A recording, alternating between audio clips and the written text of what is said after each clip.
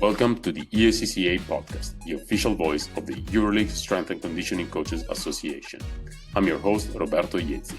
Join me as we dive into the art and science of elite performance, sharing insights, stories, and strategies from the brightest minds in the game. Let's elevate the game together. Hi everyone, welcome back on the ESCCA podcast, the official podcast of the EuroLeague Strength and Conditioning Coaches Association. Today I'm here with Hugo Salazar. Hugo is the strength and conditioning coach at Baskonia. Hugo, welcome on the show. Hello, Roberto.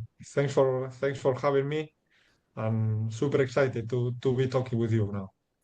No, it's great for us to have you on today. And as always, I like to start with a brief introduction about yourself. So tell us something about your background. Well, I wanna say professional background. I start my career when I finish my studies on physical education. I start my career in Baskonia, uh, youth teams in the academy with under 14, under 16. Then I jumped into professional female team also here in Baskonia. We played second division and main league, first division the next season here. And then I jumped again into Baskonia to be in charge of all the academy for the strength and conditioning structure and to be performance coordinator in Baskonia Academy and also to be the strength coach in the second team and helping Lucas Villar at that time with main team with the load monitoring process and as apply scientist we can sell. And also in my research field, I have the PhD on load monitoring. So that's pretty much my background, mainly in basketball. I work a little bit also in ice hockey, a little bit on track and field and triathlon, but mainly 90% of my career is based in basketball. Great, Hugo. So I chose the right topic for today's episode. So we're going to talk mainly about load monitoring, which is a topic that, of course, like you said, you're very passionate about. So the first question is, how has your philosophy evolved over the years as far as load monitoring for basketball? Well, it changed. It changed my philosophy. As I said, is a topic of my PhD. So at the start of my career, also I like very much mathematics. I like very much statistics and numbers.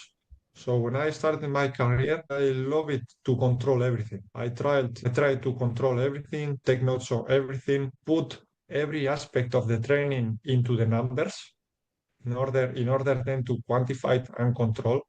But through the years, and as I become a strength coach and a sports scientist at elite level, in EuroLeague level, the importance that I give to load monitoring in order to win, because we need to understand that the ultimate goal of EuroLeague level basketball is to win. It's not to, it's not to increase vertical jump. It's not to. This is hard. What about to say, but it is not to keep players healthy. Of course, you need to play with healthy players in order to win. But the ultimate goal is to win, and to win is that complex that the load monitoring process and to the load management is only a small part of the ultimate goal. So, of course, we are trying to control the chaos environment, which is basketball, and we're trying to manage. But the importance that I gave in the past comparing to now is becoming less and less. Of course, I try to control everything, but I don't give so much importance as I did in the past to this load management. Yeah, that's interesting. I like what you said that our goal is not to keep, unfortunately, is not to keep the players healthy because, especially in the EuroLeague, and we all know that the EuroLeague is a grind, it's almost impossible to keep them healthy. But our goal should be, in order to win, like you said, to keep them on the court, to keep them available. Exactly. And I tell you that um, In my first season at EuroLeague level, I work with one basketball coach, head coach. I'm not gonna say the name, but you can guess based on Baskonia history that he teaches me without telling anything. He teaches me that the level of physical quality of these players are much higher than we thought. You know, for us as strength coaches, it's always like with the car, with the handbrake, don't push too much the players on practice, don't play 30 plus minutes because you're gonna get fatigued. Now with the EuroLeague, there is more games, games, games. But this coach teach me like the limit is much higher than we thought. That you can push players, you can practice harder and harder, and still you can compete at the highest level and win games. Because the physicality or physical fitness is one small limiting factor inside of the complexity of winning or lose. By research, we know that there is no difference on physical demands when you lose, when you win. There are so many aspects like tactical, decision making, environment, of course, physical demands, but there is more complex than that. So I learned that you can push more players, you can work on a different way in terms of load management that with this is not going to affect the ultimate result. It's more complex than that. So now, after I work with that coach, I know that the limit is much higher. So when a new coach came or new players came, I take all the data, historical data, and one player maybe is fatigued or one coach is asking me, should we practice more? Should we practice less? And I said, go ahead, because I have previous experience that if you practice 10, 15, 20 minutes more, or you do, this drill, it's not going to affect. We are not scary about it. No, the limit is higher, and this is something you learn from the experience, and of course you need to control and take into account. But I have like now much different thresholds that I had in terms of load management. Oh, that's very interesting. And what kind of tools are you using now to monitor the load of the players? Uh, I was lucky, and I'm lucky that we have Catapult with us. So we use devices to control and to manage, to monitor every team practice, also individual sessions. Um, we cannot use it in the games. Okay, in the Spanish league we can use it, but we cannot use it in EuroLeague. And I am not pushing the players to use during the games, but I have very well estimate the game loads. So I control external load based on that, an internal load with a wellness questionnaire. Nice. And do you also have a force place maybe? No, I'm not lucky enough to have it. Okay, no, I was just curious. One suggestion that you would like to give to all the coaches that are not fortunate enough to work with Catapult, for example, what can they do to monitor the load of their athletes, and how can they use that data to drive the training and the weekly load? Okay, of course. We know by research there are plenty of tools, individual or subjective and objective. Of course, very well known is Session RPE. It's very, very interesting tool. I don't like too much, because to ask these kind of questions is very subjective, very individual. It can be tricky, if the players are not educated enough. And also players at that level, they can, let's say, I don't know if the terms is kill you, but it can be tricky, in terms of they are maybe telling what you want to hear in terms of try to manage you to talk with coach to practice less because it's always practice less. They are not players are not never telling you like no RP 3 4 let's practice hard because we need to win this game. No, it's always less and less and less, and this This is year, what I have a this couple of players that want to practice more. They always say two or three. man save the date. Lucky you. But I mean, is cheap tool, is free tool very well, very reliable. I don't like. And most important thing is duration. We made correlation with all the metrics coming from accelerometry, also for session RPE, and the main determinant in load monitoring in basketball is duration, because intensity is always or almost always 100%. On every team practice, since you finish warm up, intensity is 100%. Intensity is stable. If intensity is stable, what regulates the load is duration. And duration, you just need to take a stopwatch. So this is basically main for me. And you know that if you practice 45 minutes, it's going to be less load than 60 minutes. This is not complex physics. This is logic, common sense. And I like very much also to establish like a scale for small-sided games. We know by research that maybe 2-on-2 is harder than 3-on-3 and harder than 5-on-5. We take into consideration also space. It's not the same to play full court and half court. We take into consideration level of opposition. It's not the same walkthrough that to play 3-on-2 that to play 3-on-3. It is not the same the density of the drills. If you have one shooting drills with a lot of lines, that the player is with the shooting drill 3 seconds of action and then 20 seconds waiting on the line only to pass the ball. It's not the same.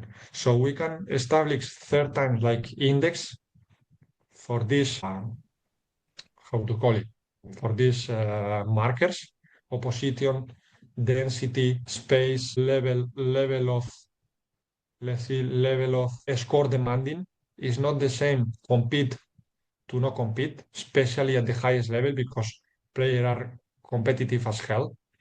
So for me, this is most important if you don't have like objective measurements like accelerometry to take into consideration the demands and the markers of small-sided games and of course duration. Got it. And going back to carrot pool, so let's talk now for those that are fortunate enough to have a system like that. What are the main metrics that you could consider during practice? As I said, I changed very much during my short career. This is my fifth year at the EuroLeague level also. Previously, I took like 10, 12 variables, but now with 3, 4, in my opinion, is more than enough. 1, 2 for total volume. In my case, is total movements and player load. Those are like my main volume variables. And then 2, 3 also for high intensity actions. So you have the volume and you have the intensity. For the intensity, I consider like the assume or high intensity action, the basics one, accelerations, decelerations, jumps, which are the ones that the devices can calculate without any formula. This is physics, acceleration, deceleration, jumps. So I take one number based on those three, and the other, maybe it's not intensity, it's more like density, is player load per minute. But player load per minute I take only within the drill, without the stoppages, because there is no sense to take player load per minute of the whole session, taking all the breaks. So I analyze very well only with this metric the drills. But with these 3, 4 metrics, I think you have more than enough to make load monitoring in the long term. If you want to analyze a specific drill, 5-on-5 scrimmage demands, of course, you get more into the detail, but this is more for research, and this is something you do in pre-season. Then you have your drill book with all the demands on the drill book, but on a daily basis for long term, for weekly, monthly, seasonally monitoring, I go with this for that I mentioned. Got it. And do you have this year, or have you had players in the past that were interested in knowing some of the metrics and some of the data that you were collecting during practice?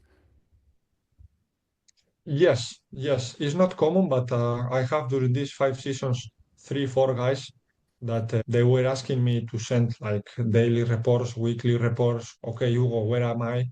You know. Should I push more? Should I train less? What about chronic load?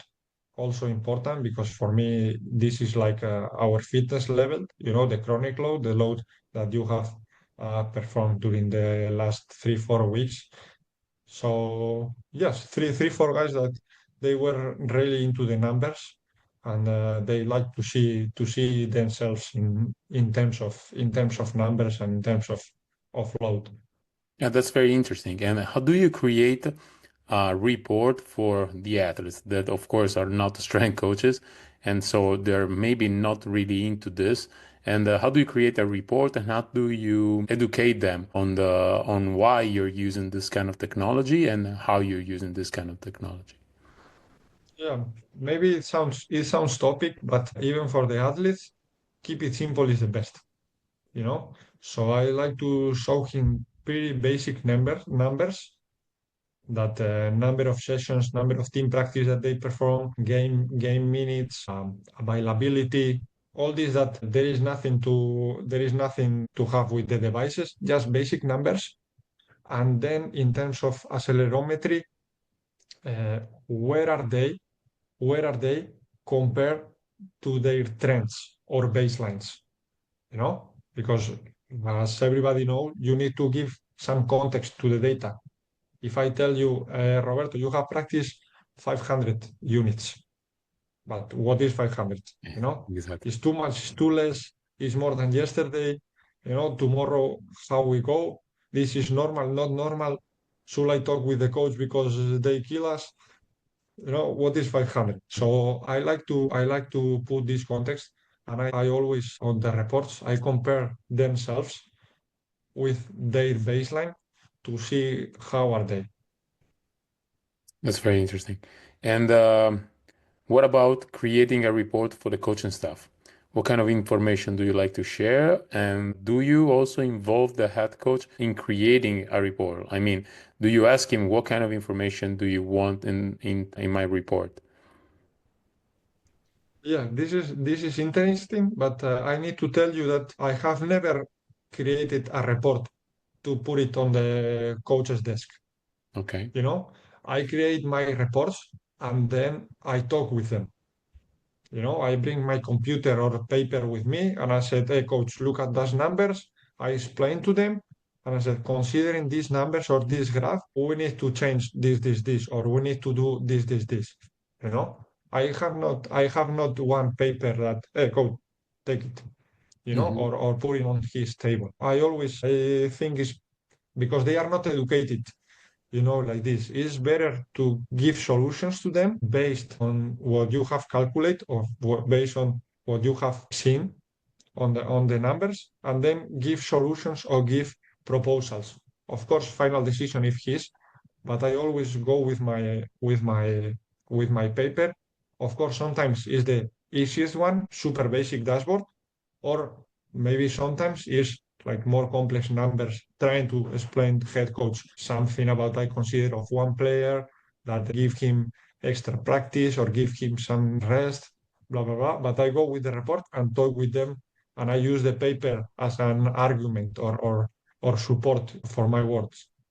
Got it. And is this something that happens on a daily basis? I mean, do you have this kind of conversation with the head coach on a daily basis or not?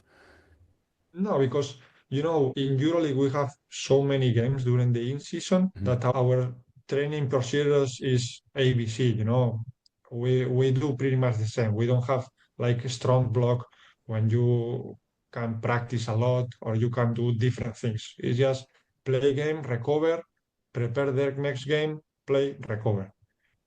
So our practices is pretty much the same.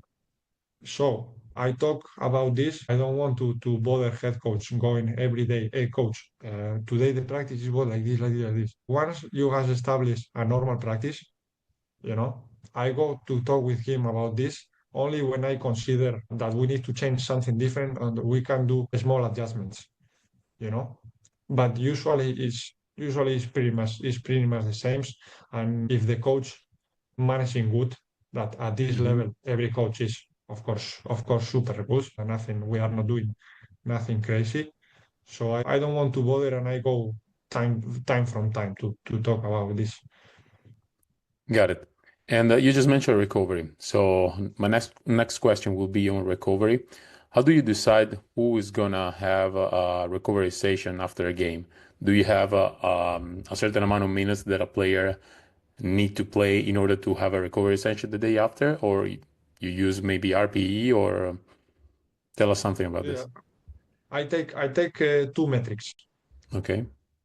First metrics is game minutes, of course, game minutes, and second metric is chronic load because I don't know, for example, maybe one player played 35 minutes yesterday, but he's coming from an injury month ago, so his chronic load is not that much. So Hmm. maybe this guy played a lot of yesterday, but he need to practice a little bit today. It's not completely recovery session. Or Sure. in the other hand, maybe one player, because of he made 5 fouls on the game, he played only, let's see, 11 game minutes, but his hour started and his chronic load is on his peak, you know? Okay, then maybe he need to rest. So I'm taking these two numbers. Also, there is one third metric, which is communication and feeling. But basically these two, and then the third, we consider also with the coaching staff and communication with the players, how they feel, and so on. But these are two main, and the third, which is the art of coaching. Which is the most important one sometimes. Absolutely. And what does a recovery session look like? For us, I mean, can be different depending on the moment of the season, but it's mostly on the weight room.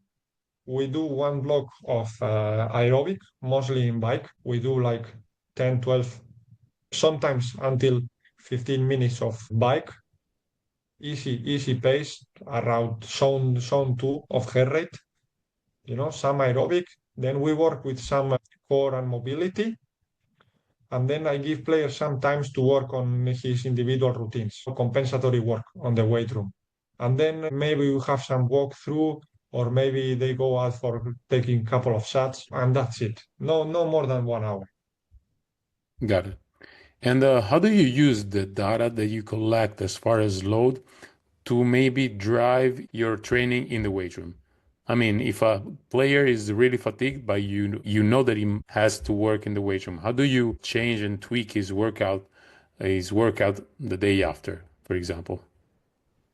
This is Roberto tricky question because this is gonna be my topic on the summer seminar. I would like to talk about strength training periodization based on the load monitoring data.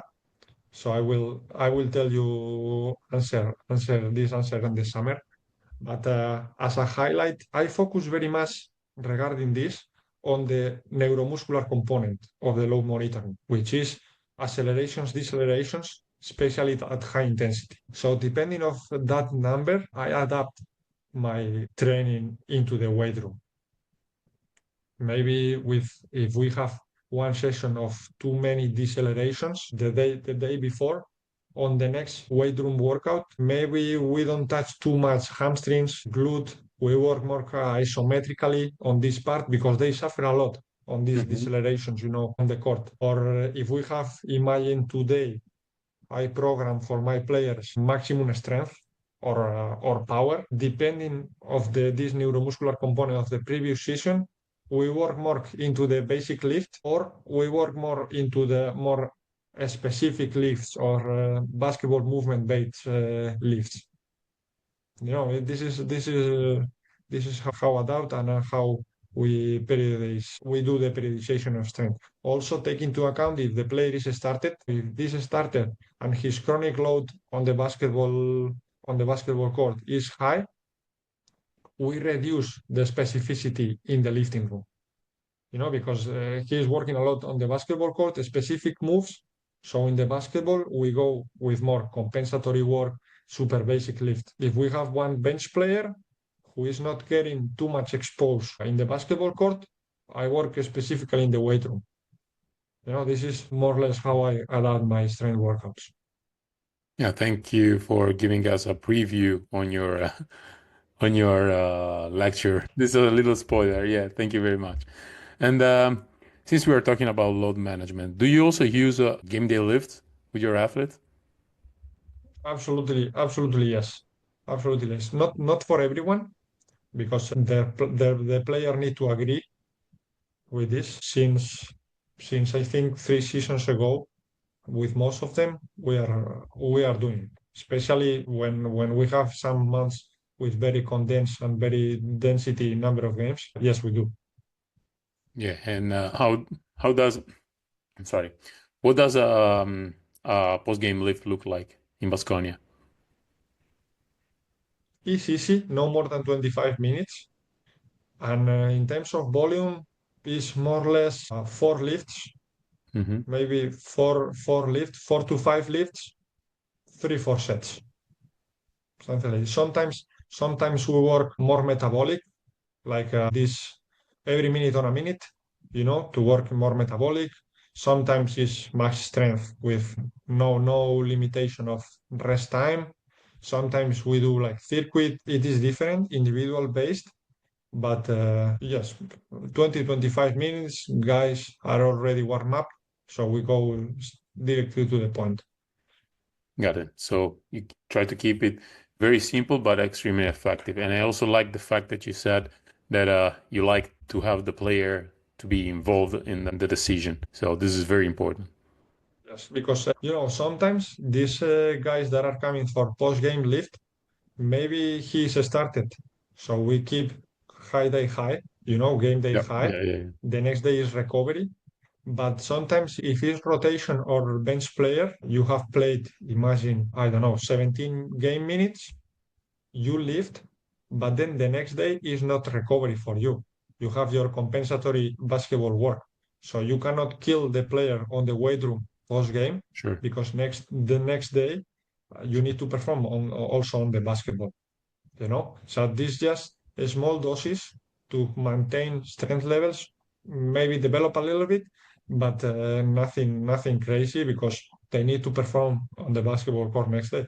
And maybe in 48 hours, we have another game, and this player came in from rotation player, but he needs to be started. So knowing our weekly context, it is important to keep these doses, strength doses at the optimal level.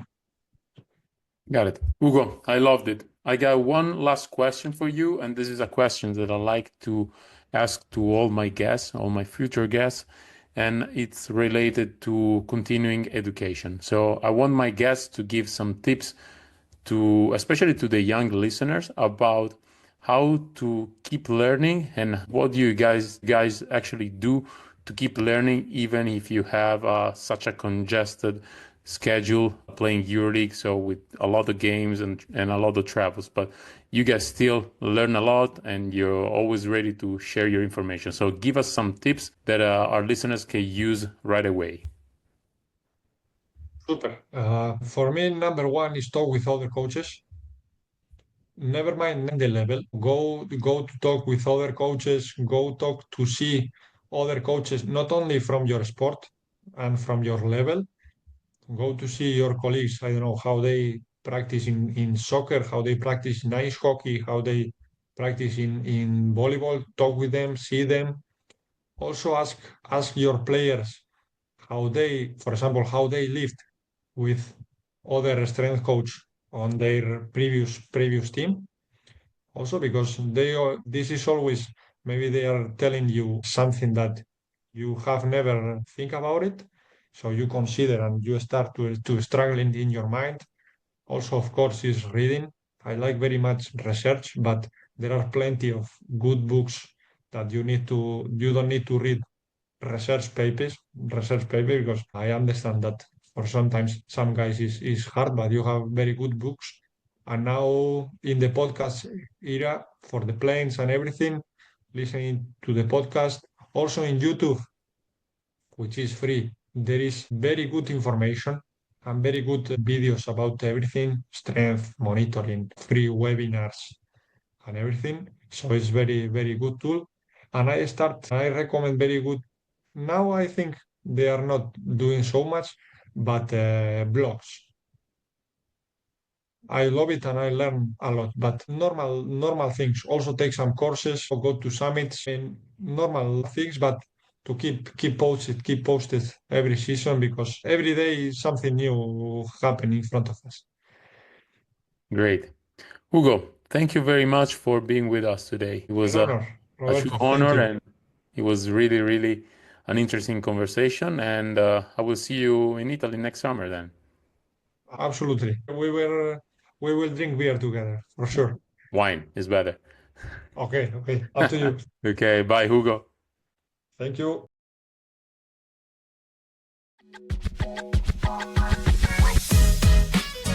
You've been listening to the ESCCA podcast, the official voice of the EuroLeague Strength and Conditioning Coaches Association. I'm your host, Roberto Iezzi. Thanks for tuning in. Make sure to subscribe on your favorite podcast platform, follow us on YouTube, and visit our website at escca.net. Discover exclusive benefits with our membership program. Stay ahead with our newsletter and get the latest updates on Can't Miss live and online events. Until next time, stay strong and keep elevating the game.